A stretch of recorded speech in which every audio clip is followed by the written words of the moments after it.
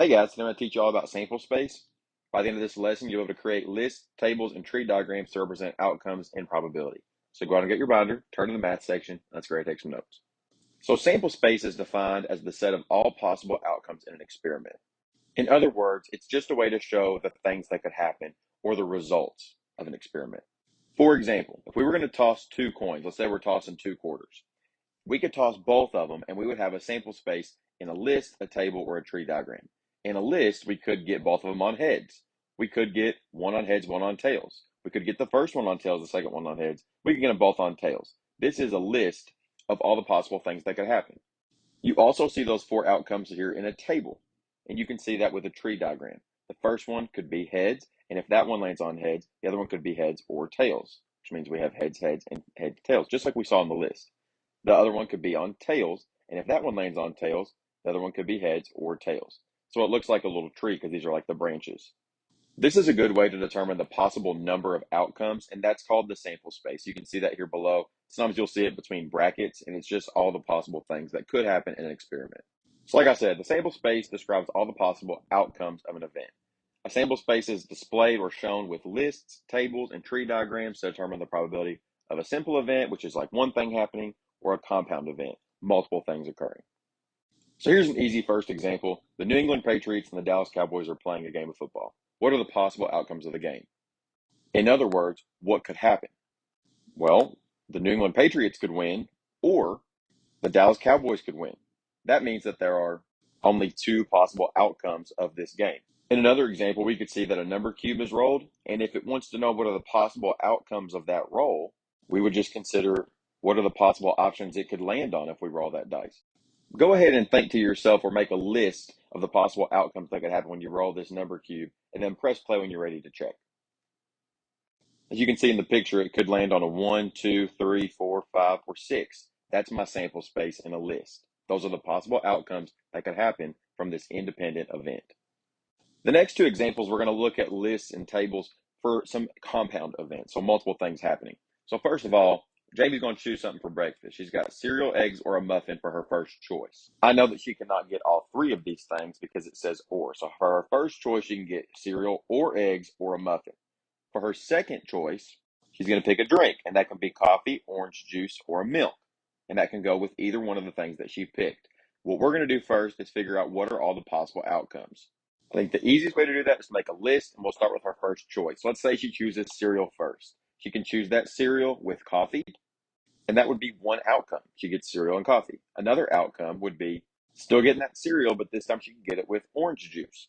And then she has one other option with the cereal, and that would be the milk. Already, I've created a list of the first three possible outcomes she could get if she chose cereal. But she might not get cereal. She could choose to get eggs instead of cereal. Now go through the same process I did before. She could also get that egg with her drink of coffee. She can get her eggs with orange juice, or she can get her eggs with milk. So far, I have six possible outcomes. Here's what you can't do. She cannot get her cereal with eggs because it says or. So she can't get cereal and eggs. That's not going to ever be an option, all because of that word or. So go ahead and finish out the list now with the muffin options. Pause the video now to make your list and then press play when you're ready to check. All right, so you should have had that she could have got a muffin with a coffee, OJ, or milk, which gives us three more possible outcomes. So what we've done so far is answered the question, what are all the possible outcomes, by making a list for our sample space.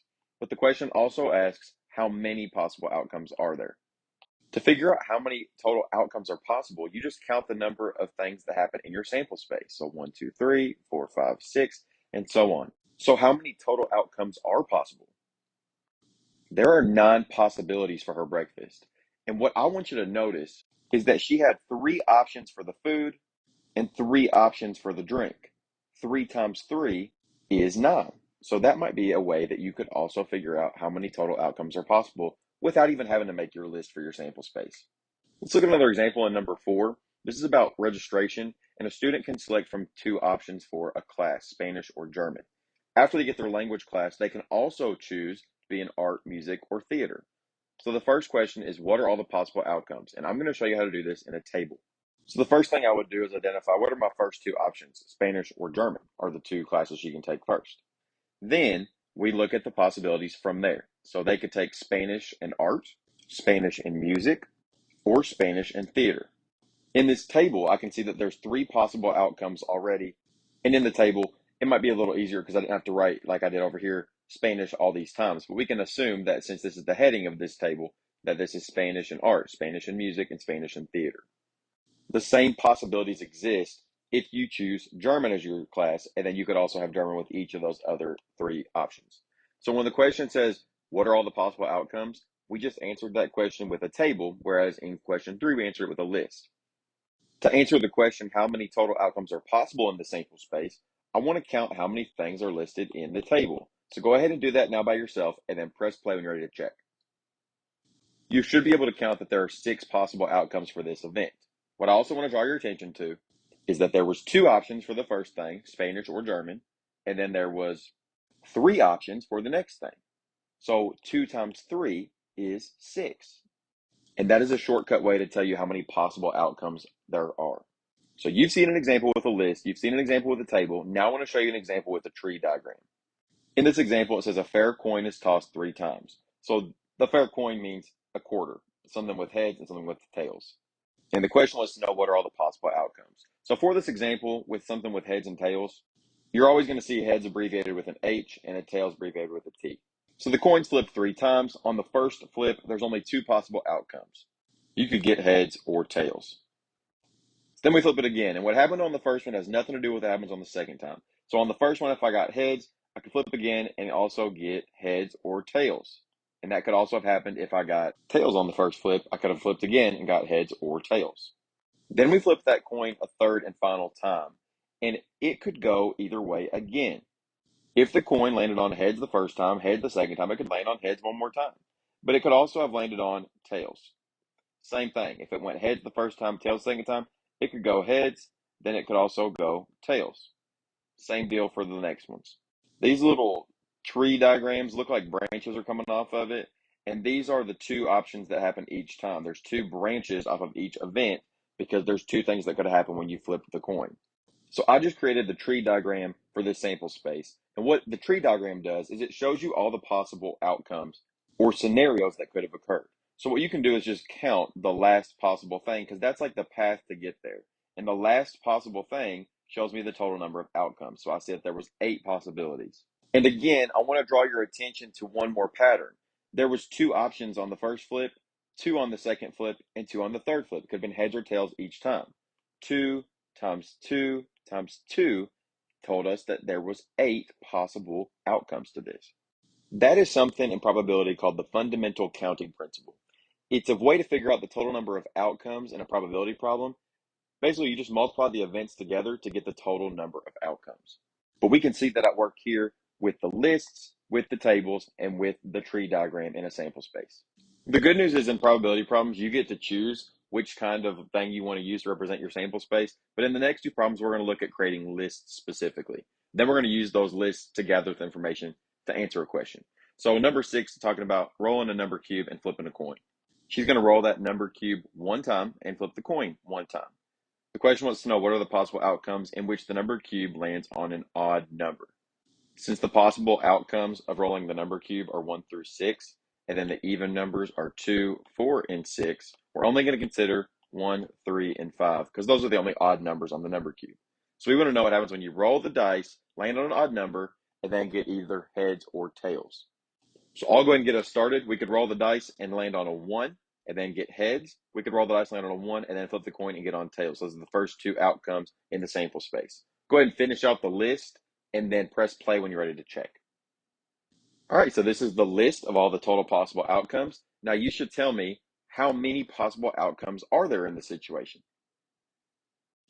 You should be able to count on the list or do that math to determine that there are 6 possible outcomes in this compound event situation.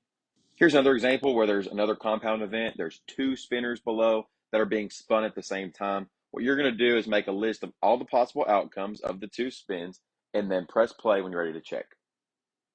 This is the sample space of these 2 events occurring. This is displayed with a list, but you could have also done a table. Since there was 2 possibilities for the first event and 4 for the second spinner, we can multiply those to realize that there are 8 possible outcomes of the 2 spins. For the next three questions, we're going to look at tree diagrams again. I think these are a little bit harder, so I'm going to go through number 8 more with you. I know that the first choice for the clothing line is the shirt, and that shirt is in red, blue, or white. That word or tells me that there's three possibilities for these shirts happening. And I'm going to represent each of those colors with the letter R, B, and W.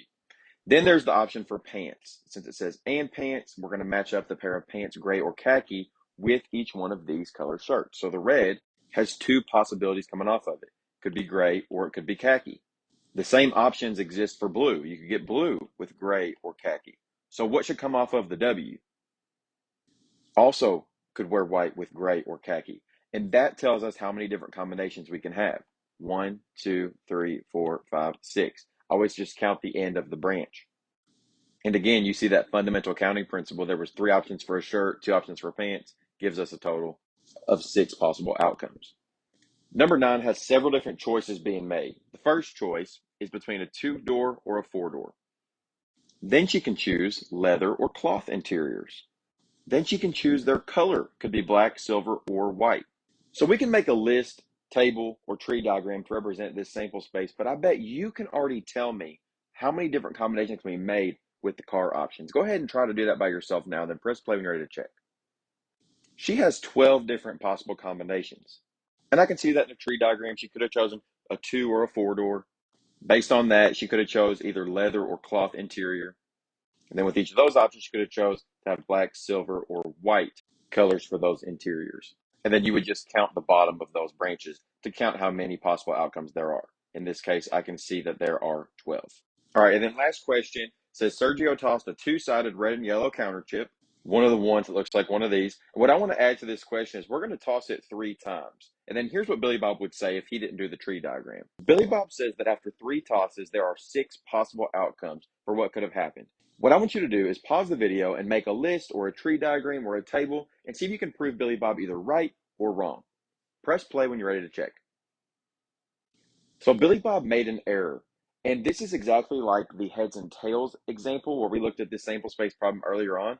This is a common mistake people make. Is they just want to do 2 times 3, which makes 6 possible outcomes. But you can see in the tree diagram or the list, there's not 6 possible outcomes. There's actually 8 possible outcomes in this event.